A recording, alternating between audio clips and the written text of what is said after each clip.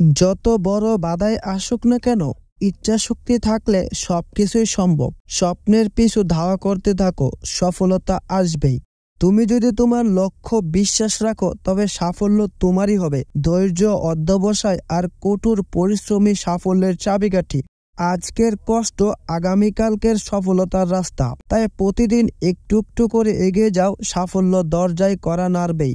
ব্যর্থতা জীবনের একটি ধাপ মাত্র, কিন্তু সেখান থেকে শেখা যায় কিভাবে জয়ী হতে হয়।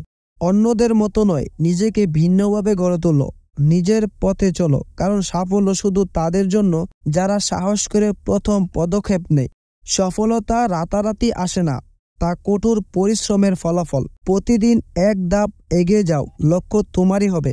কখনোই হাল ছেড়ো না, যতই কঠিন হোক না কেন। তোমার অধ্যবসায় একদিন তোমাকে শীর্ষে পৌঁছে দেবে।